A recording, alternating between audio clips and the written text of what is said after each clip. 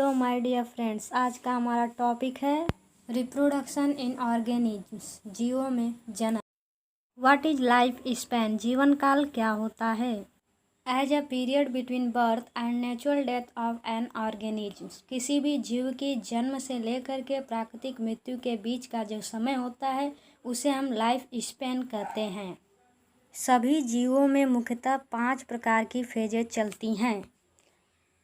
पहला फेज है juvenile phase, जो कि एनिमल में चलता है। ये ग्रोथ करते हैं एंड रेडी फॉर रिप्रोडक्शन, और रिप्रोडक्शन के लिए तैयार हो जाते हैं। इसी में एक और फेज है जो कि प्लांट में चलता है, वो भी ग्रोथ करते हैं और रिप्रोडक्शन के लिए तैयार हो जाते हैं, जिसको हम वेजिटेटिव फेज के नाम से जानते हैं। दूसरा फेज है मैच्योरेशन और रिप्रोडक्टिव फेज। इस फेज में जो है कि रिप्रोड्यूसिंग के लिए क्रियाशील हो जाते हैं, यानी जनन के लिए क्रियाशील हो जाते हैं, एक्टिवेट हो जाते हैं, जिसको हम मैच्योरेशन फेज बोलते हैं। तीसरा फेज है ageing phase, deterioration of body organ. जैसे जैसे आयु बढ़ती जाती है वैसे वैसे शरीर के काम करने की क्षमता कम होने लगती है, जिसको हम बोलते हैं एजिंग फेज। चौथा फेज है senescence phase. An organism is not able to reproduce, कोई भी जीव रिप्रोड्यूस करने के लिए योग्य नहीं होता है, उसको हम बोलते हैं सेनेसेंस फेज। पांचवा फेज है death phase, cessation of all body activities. इसमें हमारे शरीर के सारे अंग कार्य करना बंद कर देते हैं, जिसे हम बोलते हैं डेथ फेज। कुछ नोट पॉइंट याद रखेंगे। पहला नोट पॉइंट है all organisms are mortal but except for unicellular organism. सभी जीव मॉर्टल होते हैं, यानी कि अमर होते हैं, केवल और केवल एक कोशिकीय जीवों को छोड़ करके। All organisms are mortal except for unicellular organism.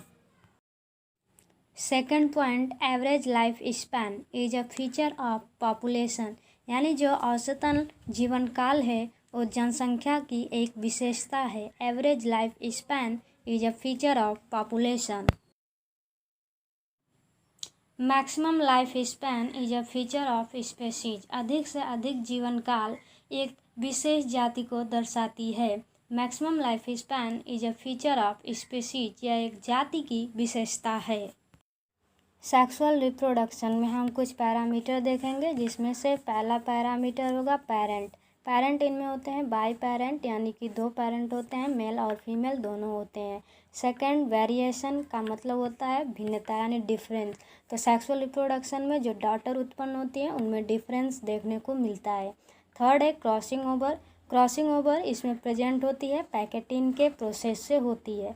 चौथा पॉइंट है क्लोन्स। क्लोन्स जो है कि हूबहू अपने माता पिता से समान होते हैं, जो कि सेक्सुअल रिप्रोडक्शन में नहीं होता है। जो बच्चे जन्म लेते हैं वो हूबहू अपने माता पिता के समान नहीं होते हैं, इसलिए क्लोन्स नहीं पाया जाता है सेक्सुअल रिप्रोडक्शन में।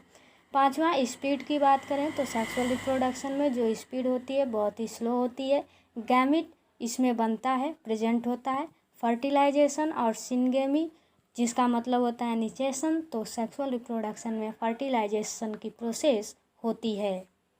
असेक्सुअल रिप्रोडक्शन, अलैंगिक जनन की अब हम पैरामीटर देखेंगे। असेक्सुअल रिप्रोडक्शन में पहला पैरामीटर है पेरेंट। असेक्सुअल रिप्रोडक्शन में जो पेरेंट होते हैं वो यूनिपेरेंटल होते हैं, या तो मेल होगी या फिर फीमेल। सेकंड है वेरिएशन। असेक्सुअल रिप्रोडक्शन में वेरिएशन देखने को नहीं मिलती है। थर्ड है crossing over. Crossing over asexual reproduction में एब्सेंट होता है। फोर्थ है क्लोन्स। तो असेक्सुअल रिप्रोडक्शन में क्लोन्स बनते हैं, यानी जो संतान उत्पन्न होती है वो हूबहू अपने माता पिता के समान होती है। Fifth, speed. असेक्सुअल रिप्रोडक्शन की जो स्पीड होती है वो फास्ट होती है। सिक्स, गैमिट, जिसमें गैमिट बन भी सकते हैं और नहीं भी बन सकता है। यदि गैमिट बनता है तो उसमें पार्थेनोजेनेसिस की प्रोसेस होती है। सेवंथ है फर्टिलाइजेशन और सिनगेमी। असेक्सुअल रिप्रोडक्शन में फर्टिलाइजेशन एब्सेंट होता है, नहीं पाया जाता है।